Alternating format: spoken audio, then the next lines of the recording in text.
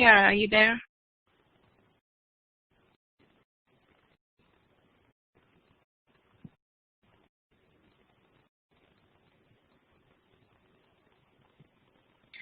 Okay, you can begin a presentation. Just click on the talk button and then start talking.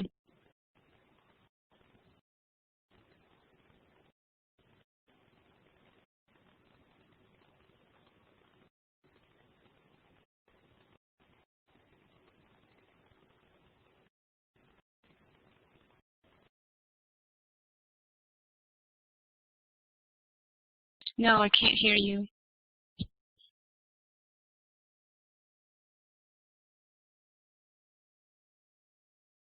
Okay. What about this? Can you hear me? Yes. So when did you lose me? Do you want me to begin from the very beginning?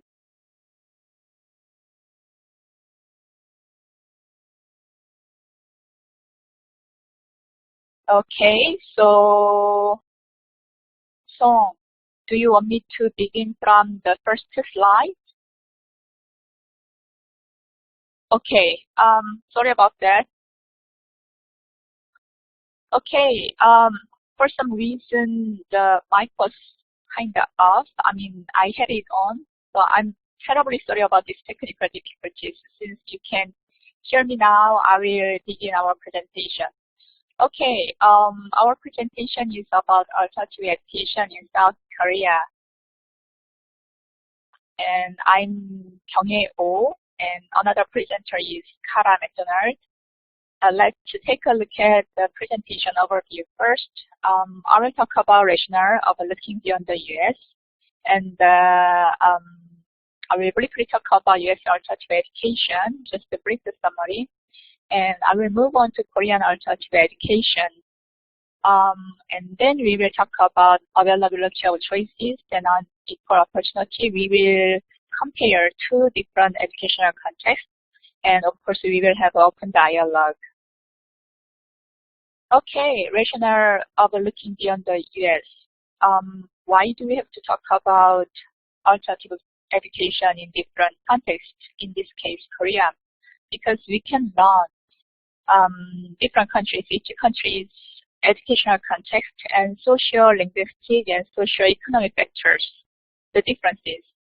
And macro-level modeling is often useful, but micro-level modeling of another educational system. Oops.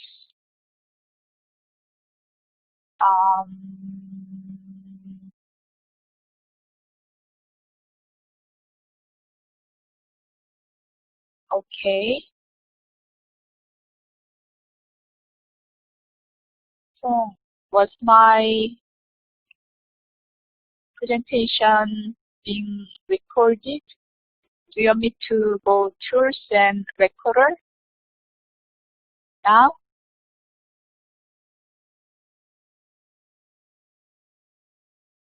Okay. Okay, I see. I'm sorry about this. I was a little confused because the slide certainly went over to the introduction session. Anyway, let's go back to rationale of looking beyond the U.S. Okay, I was talking that macro-level modeling is often useful, but micro-level modeling of another education system is limited as constrained by local, social, political, and economic factors. By looking at this, we might have a lot of benefits. So, what can educators on the ground in the US, Korea, and elsewhere gain by considering other contexts? We have different perspectives to make their systems develop better. Okay, so let's talk about US alternative education. The brief summary will be alternative education defined as schools or programs that are set up by states, school districts, or other entities to serve young people who, for a variety of reasons, are not succeeding in a traditional public school environment. So alternative education in the United States are charter schools, voucher programs, and homeschooling. I believe you are very familiar with these three types of schools. And let's take a brief look at the historical background. Another, that's true. But if you hear more about Korean alternative education, you will also see the similarity and differences between U.S. alternative schools and Korean alternative schools. Anyway, let me go on with U.S. alternative schools history. Around the 1970s, a few alternative schools originated to serve students who are not experiencing success in traditional schools. And today, it's considered to be there are thousands of alternative schools, and they are even growing. The label alternative is now used to describe many types of schools. Yet they share smaller class size, more student environment, and deeper curriculum.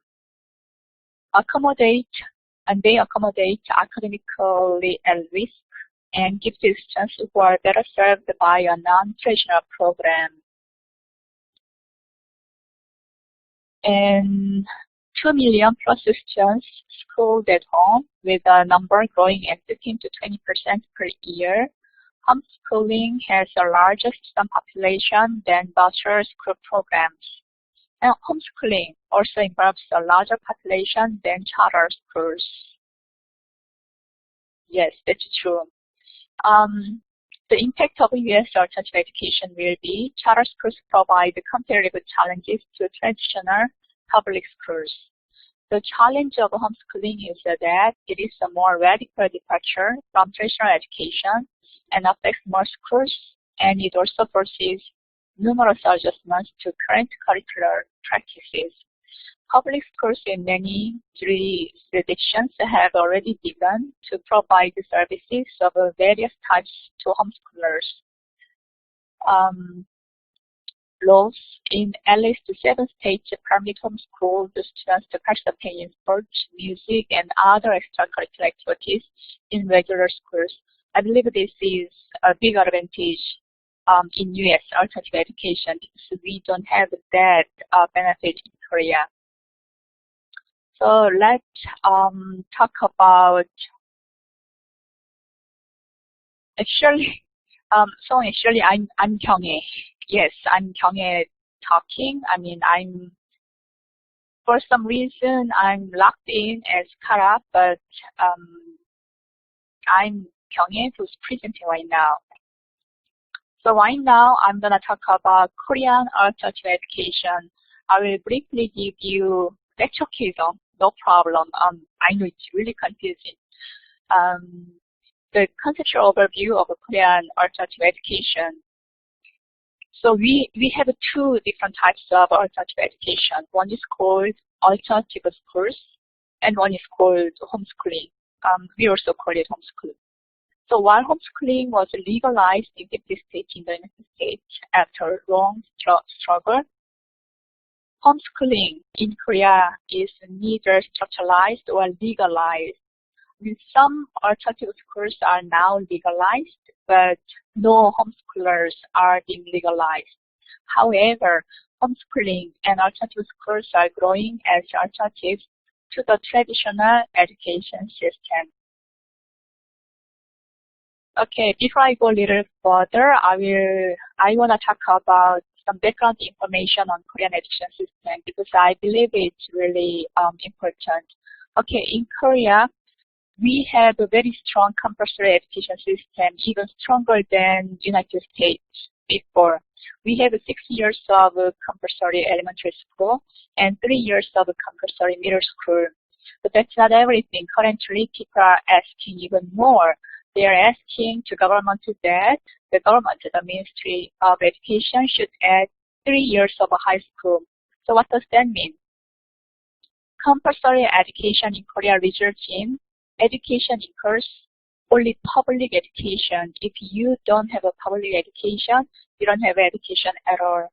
Unlike America, I mean, a long time ago when America was just about to begin to be established, you used to do homeschooling, but it's a different story in Korea.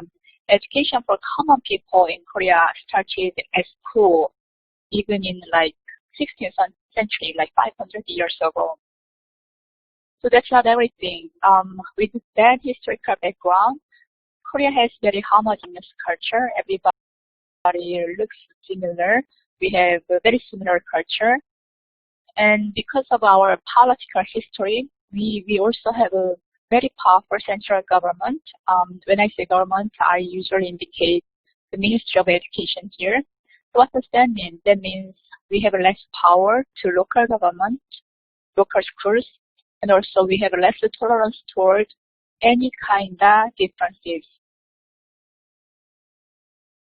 And I'd like to talk about history of our tertiary education in Korea first. Homeschooling began kind of late, began in the late 1980s as an alternative to conventional schools. And homeschool movement was begun in the mid-1990s by social activists who were resistant to military dictatorship. You see, the Korea used to have a military dictatorship from 1961 to 1991.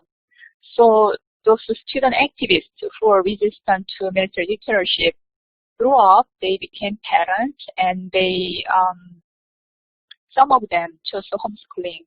So homeschooling was represented as escape from prison. So prison here indicates public education. So the choosing homeschooling was a matter of choice in the beginning, but it has become social movement to make people leading education rather than government leading education.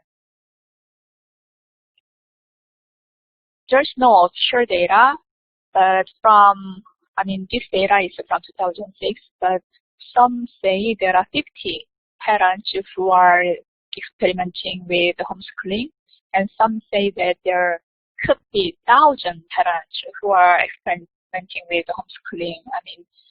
There couldn't be any official data because, as I explained earlier, homeschool is illegal, so that's why it's hard to get official data. But one thing is for sure, many of them distrust the conventional schools and do not conform to the dominant value system of society. And alternative schools sort of began late. They began establishing in 1990s. Yes, let's meet in Korea. Yes, that's great. So next slide is the reasons of homeschooling, alternative schools. Do you see this slide? Reasons of homeschooling, alternative schools. Okay, reasons of homeschooling, some reasons are similar to US context. Resistance to uniformity and formality of conventional schools. That's the biggest reason. Second reason is that I guess this content is a little different from US. Inappropriateness of teachers. Okay, here in Korea, teachers used to have way too much authority. It was like, I still remember schools were like small army, military. So we were treated as soldiers, like little soldiers, because of the influence of a military dictatorship. And teachers would ask a lot of money from parents. I remember that also. My elementary school teachers used to talk to my parents to get more money, And of course, there is unfairness, favorite teachers. Some teachers love some students who are richer than the others because the richer parents brought more money, things like that. Another thing is competition-oriented and Korean SAT-focused education. So they did not focus on art or any PE classes or anything else. They just focused on test prep courses. So students get a lot of drilling and memorization. There is the next problem is bullying.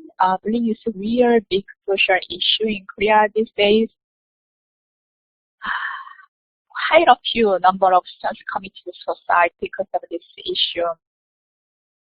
And another recent reason is that middle school is compulsory education. However, high school is a matter of choice, and some rich parents thought instead of getting full education, if their children focus on only test prep courses, they would do a lot better in Korean SAT. So they dropped their children and they just focus on SAT. So that's another reason of homeschooling, but this is only for high school students. What is IDEC study? We can talk about a little later. I'm not familiar with IDEC. So this slide is called Behind the Reasons. Let me know if you don't this slide.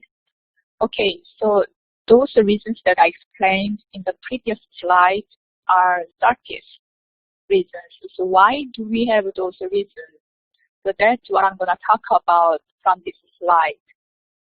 Since late 1990s, the public schools have experienced the classroom collapse. In Korean, we call it 교실 붕괴. So what does that mean? Why does the classroom collapse? That means that public education lost its authority to private institutes and overly protective parents. So teachers cannot teach effectively because students begin challenging teachers in unhealthy ways. So you can take it as this way. Okay, because teachers lost their authority as sort of military dictators, you would think students have more power, and then schools will become more democratic, student-oriented classrooms. But it didn't happen that way. Students just did not want education, so they began physically, mentally challenging teachers, so teachers could not perform effectively in classroom. So that's what's going on in Korean classroom. So despite, due to all these problems, students, parents consulted with lecturers, staff members in private institutes, but they did not trust teachers in public education systems. So homeschooling is considered to be the most extreme resistance to public education, but at the same time, it's the most important alternative because this is the experimental method which will lead alternative school as important, like democratic, student-oriented education. But that's not the whole story. With the influence of neoliberalism and education fever of Korea, and Korea is really big on education, homeschooling sort of has become the fastest and most efficient way to the higher education recently. I will talk about this a little later. So what are the advantages? Okay, Korea has a very family-oriented culture, so children can spend more time with their family, they can understand more about family members, so that's a big advantage. And education has become an individual choice by choosing homeschooling, and children could escape from uniformity of public education, and they could aim for autonomy and diversity. Some of these advantages are similar with US context, I believe, but there are also disadvantages. Because of our historical, political background of Korean context, there is a lot of negative perspective toward the homeschoolers. They are considered to be dropouts no matter how good they are. They are also considered to be problem children who cannot adjust to public school. And even if you are successfully finished with homeschooling, you are considered to have no academic background. You see, school names are really important in Korea, but without school name, you don't have much background. That's what happens. And of course, there is a financial academic limit of parents. and there is legal issues of compulsory education. Because of these legal issues, government does not recognize homeschooling. So they are all supposed to take Korean GED, Korean GED for elementary school, Korean GED for middle school, Korean GED for high school. So the big issue of homeschooling is, main issue of homeschooling is legalization. Homeschool was supposed to be legalized in 2010 under a former president from Democratic Party. However, it was delayed under another former president from Conservative Party. So right now we have new president, but she's also from Conservative Party.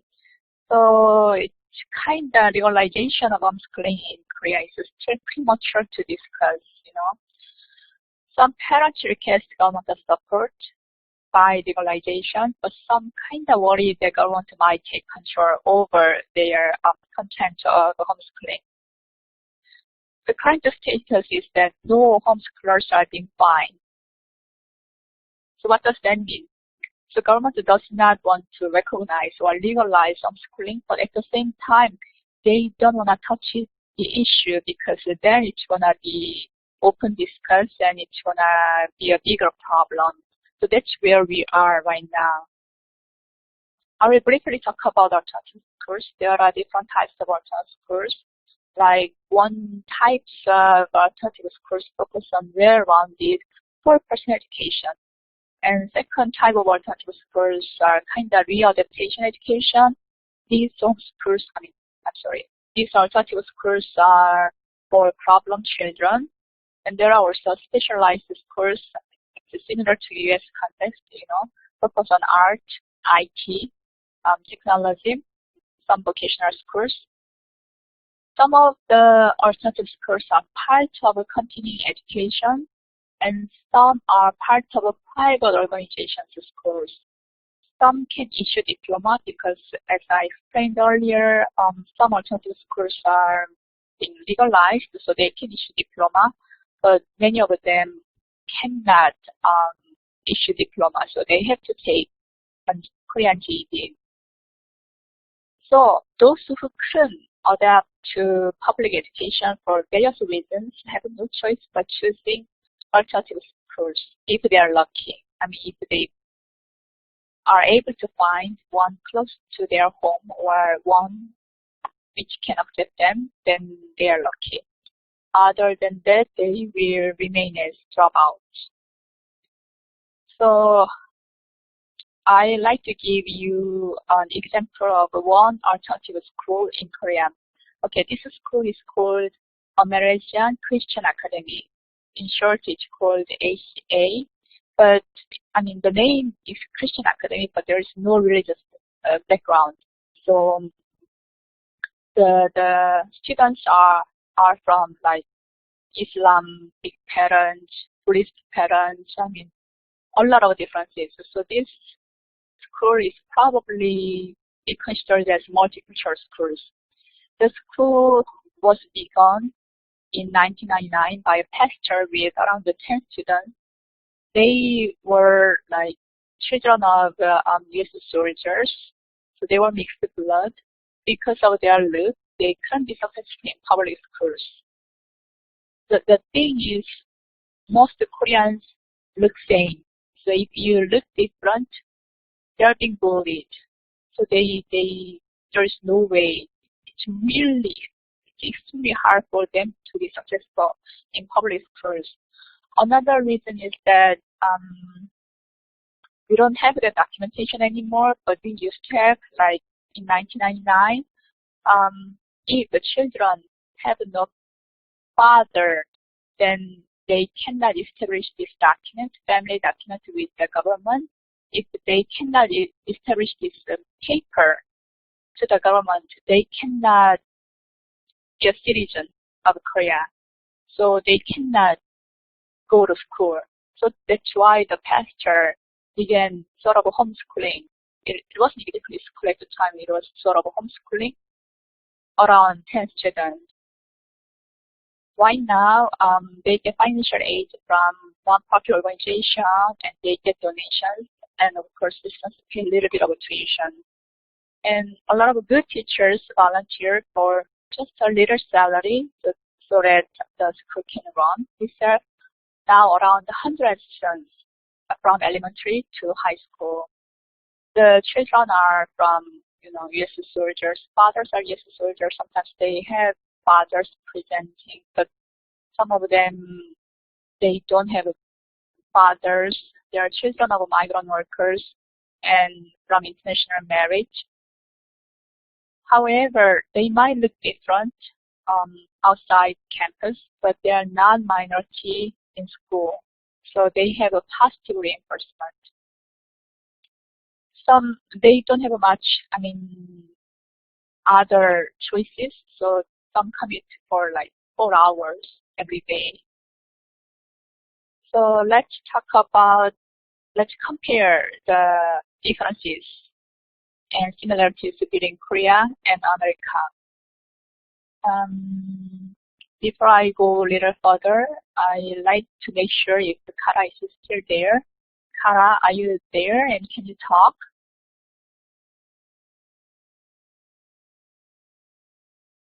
Okay, Kara said there, I guess, but she couldn't talk, so let me continue. Okay, this will be just a brief summary.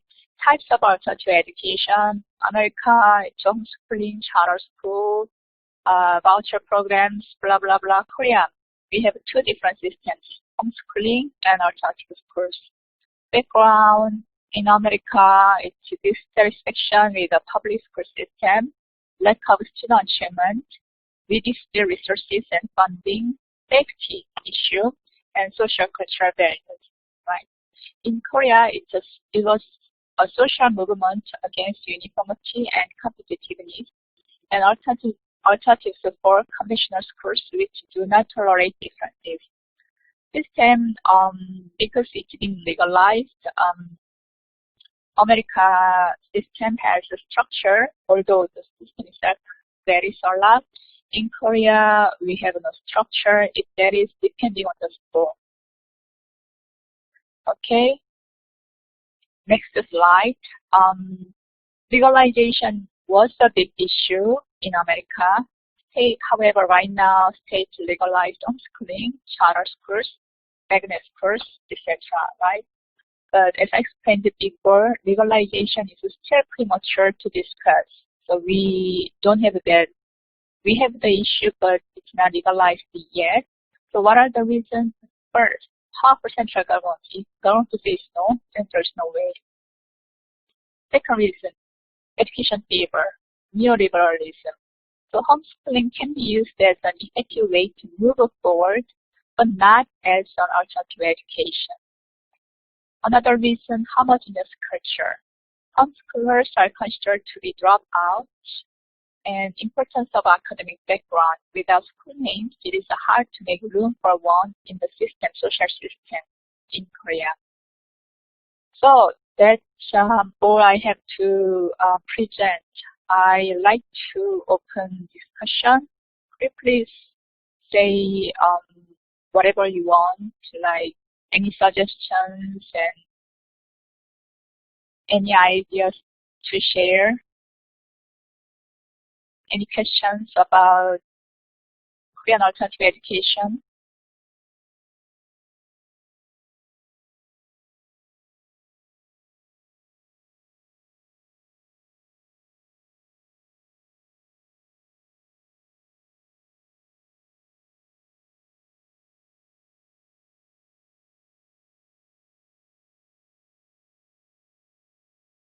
What do you mean by they? You mean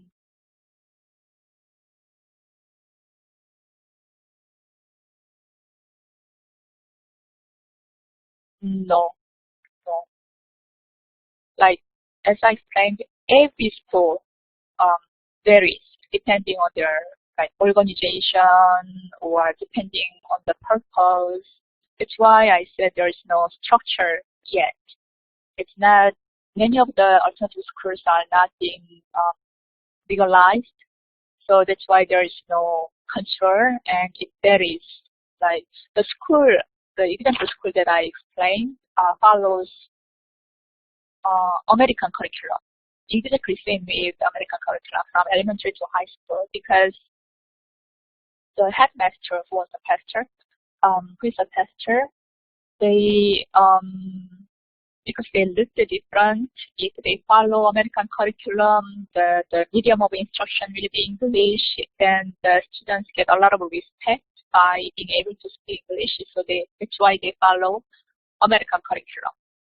But the other homeschoolers follow environmental friendly subjects. Of course, they have some important subjects to share, for instance, like Korean language class, math, English, those things. But others, everything varies. So Doris said they provide money. They provide services to special and students, and they provide money for materials. So what I mean by they, like most alternative schools, homeschoolers, parents pay for everything. Aha.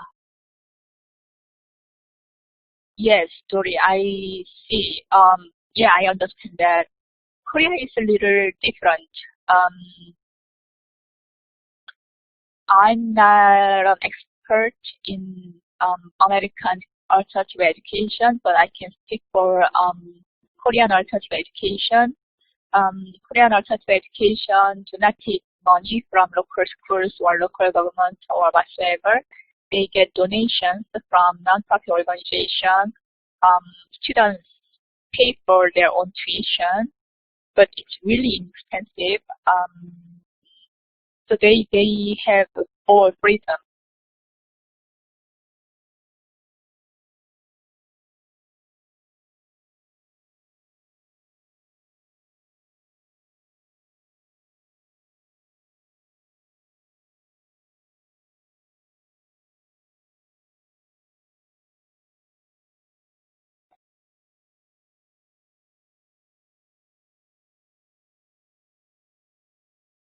The public schools, yes.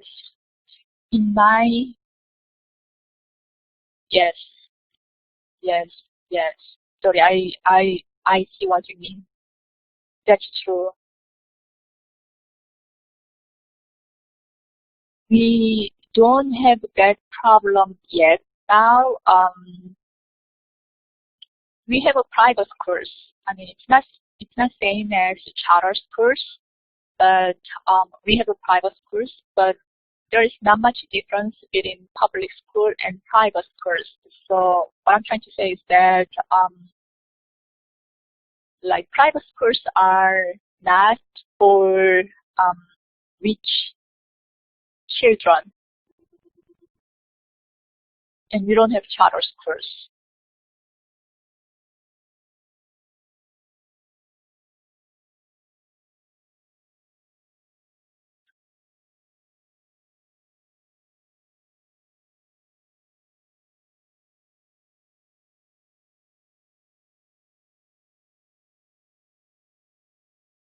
Any other comment? See, I don't think. Let me give just a little more comment on public schools in Korea. I don't think public schools are left with less achieving students. We have some specialized schools like English medium instruction schools and some prep schools. Those specialized schools are for probably rich students because the tuition itself is really high. But the number is the number is just a few, only like 5, less than 10.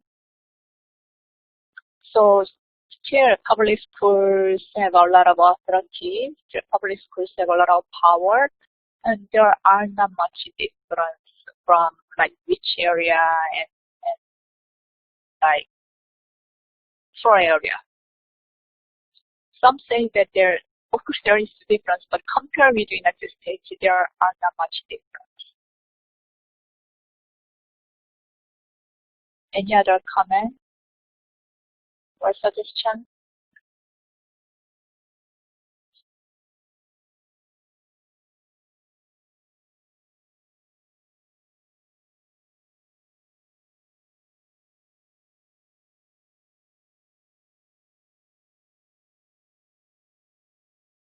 Thank you, everybody. Thank you for coming to our presentation. I really enjoyed this opportunity to share about Korean context. Thank you.